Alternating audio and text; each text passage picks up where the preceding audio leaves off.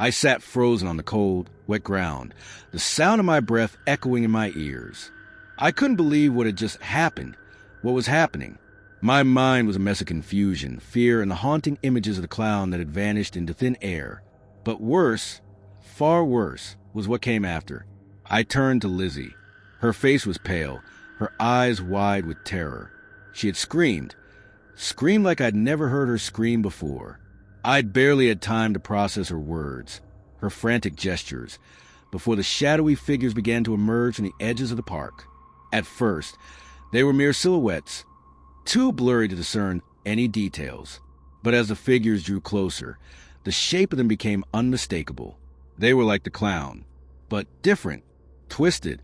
Their movements were unnatural, jerky as if they weren't quite sure how to use their limbs. I couldn't see their faces, just the dark outlines against the dying light of the Ferris wheel. There were more of them than I could count, and they were moving toward us with chilling precision. "Tom, we need to go. Now!" Lizzie's voice was tight with fear. I didn't need her to tell me twice. I had already started running. The sound of my feet slapping against the overgrown pavement was drowned out by the ominous squeak of the Ferris wheel, which was spinning on its own, groaning in protest. The figures behind us didn't seem to hurry. They just walked, slowly, like they had all the time in the world. I glanced back once. That was my mistake. The clown, I didn't even know how to describe him anymore, was standing in front of the Ferris wheel, lantern in hand, watching us. His painted face was frozen in a grin, but his eyes, those dark, soulless pits, followed us, and that was the worst part. The worst part of all of this was that he wasn't the only one. The others were watching us too, from the shadows behind the rides, their silhouettes illuminated by the flickering lights that somehow still worked. I felt a cold shiver run down my spine as I turned back toward Lizzie, and that's when it happened. A sharp, painful tug at my arm. I cried out, my hand instinctively reaching for the edge of the carousel nearby. But it was no use. My body lurched forward, and I found myself dragged toward the Ferris wheel, the very same one that had been eerily turning on its own. The clown, he was holding me. I hadn't even seen him move, hadn't seen him come for me. 1 minute, he was standing in the distance, and the next, I was face to face with him. "Lizzie!" I screamed, but she was too far away now. I could see her stumbling away, her form barely visible in the gloom. I reached out, but the grip on my arm tightened, pulling me toward the Ferris wheel, where the shadows were thickest. And then I heard it, a voice, low and raspy, from just behind me. "You're part of the show now." The words made my skin crawl. I felt my body tremble, my knees buckling as I was led to the heart of the Ferris wheel, where the figures gathered. There were dozens of them now, all staring at me, each wearing those grotesque clown costumes, their faces frozen in permanent smiles that didn't match their eyes. I couldn't breathe. I couldn't think. All I could do was struggle, trying to break free from whatever dark hold this place had on me. But then something strange happened. The ground beneath my feet started to vibrate, faint at first, then stronger, until it was a hum that thrummed in my chest. The Ferris wheel creaked, its movement picking up speed, and I was shoved forward, toward one of the seats that had somehow appeared at the top of the wheel. I tried to resist, tried to push myself away, but the force of the shadows behind me was too strong. My legs gave way, and I was lifted, thrown into the seat, and strapped down before I could even comprehend what was happening. I could see Lizzie now, far off in the distance. She was barely a figure in the darkness, her eyes wide with disbelief and fear. I wanted to shout, wanted to tell her to run, but the air around me was thick, and my voice was swallowed by the night. And then the Ferris wheel started to move. Slowly at first, but then faster than any wheel should move, faster than anything should move.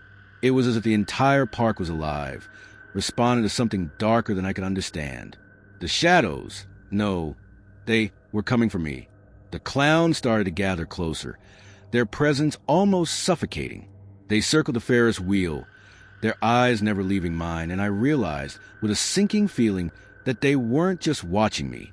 They were waiting for something, waiting for the moment when I would be pulled into their world, when I would become part of the twisted carnival they were offering. A new attraction, a new treasure for thrill chasers.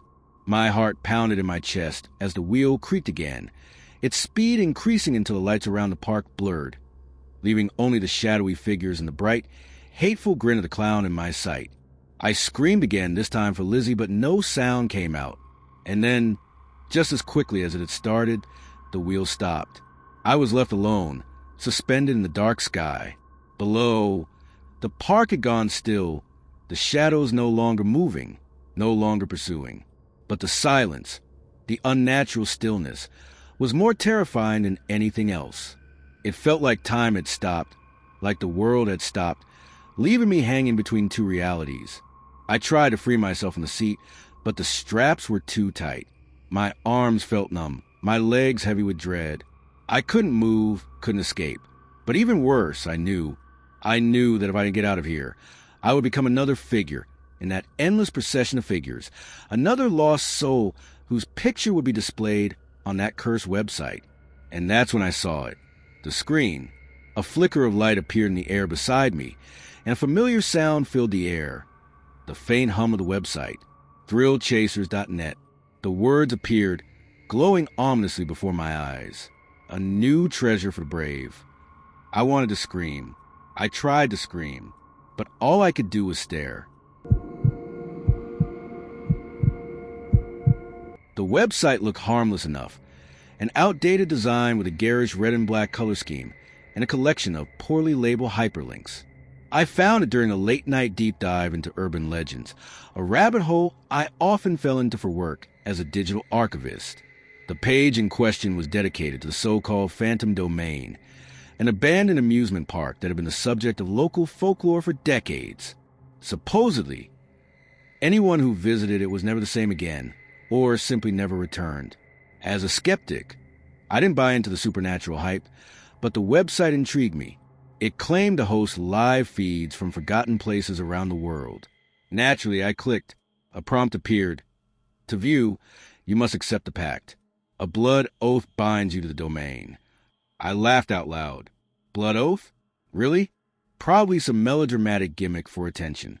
The checkbox underneath read, I agree. It was too ridiculous to take seriously, so I clicked it and moved on. The screen flickered and went black for a moment before a video feed began playing. It was the amusement park. The image was grainy and washed out, as if filtered through decades of neglect. Rusted rides loomed in the darkness, their silhouette skeletal and foreboding. The carousel turned slowly, creaking despite the absence of wind. It was mesmerizing, though I couldn't pinpoint why. I stayed up far too late that night, watching the static-filled footage. The next night, I found myself on the site again. This time, the feed seemed different. There was movement, but not the kind I expected. Shadows flitted between the rides, darting just out of frame. At one point, the screen went black for a second, and when it returned, something had changed. A single word appeared, scrawled in what looked like dripping paint across the funhouse entrance. Come. My heart raced. It wasn't fear, not entirely, more like a deep, gnawing curiosity. It felt absurd, even childish. But I needed to know if this was real or some elaborate prank. The decision was almost instinctual. The park was a 2-hour drive from my apartment, tucked away in a remote corner of the county. The rumors surrounding it kept locals at bay for years, and judging by the overgrown road leading up to it, no one had been here in ages. My flashlight cut through the mist as I entered the rusted gates, its beam bouncing off twisted metal and faded carnival signs. The funhouse loomed in the center of the park like a rotting corpse, its entrance a gaping maw. The word come was still there, though it looked less like paint now and more like something organic. Something alive. I hesitated but stepped inside. The air was oppressive, thick with the smell of mildew and something metallic. The floor groaned beneath my feet. Mirrors lined the walls, each one distorted, reflecting fragment of myself that I barely recognized. The deeper I ventured, the harder it became to tell what was real and what wasn't. At some point, I lost my footing and fell. The world spun and everything went dark. When I woke, I was no longer in the funhouse. I was in a chamber, a cold, Concrete room lit by the flickering glow of old monitors. The screens displayed different angles of the amusement park, including me lying unconscious moments earlier. My head throbbed as I tried to piece together what had happened. Then I saw him. The figure was tall and draped in tattered, dark robes, a featureless mask concealing his face. He moved with an unnatural fluidity, like he wasn't bound by the same physical laws as the rest of us. His voice, when he spoke, was a low rumble that seemed to come from everywhere at once. "You were chosen," he said, "by the domain." You agreed. I tried to speak, but my throat was dry, and fear stole my words. He stepped closer, and I noticed strange symbols carved into the walls and floor around me, sigils that seemed to writhe and pulse as if alive. "The pact must be fulfilled," he continued. "You cannot leave." It took a moment to find my voice. "This is insane.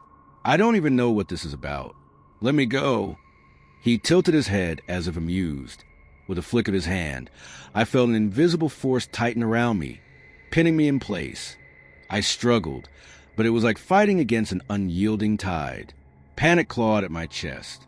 And then I noticed a flicker on one of the monitors. It showed the room I was in, but in the corner of the screen, there was something the masked figure hadn't accounted for, a door hidden behind a rusted cabinet. My pulse quickened. If I could just reach it, I had to think fast. "Wait," I blurted.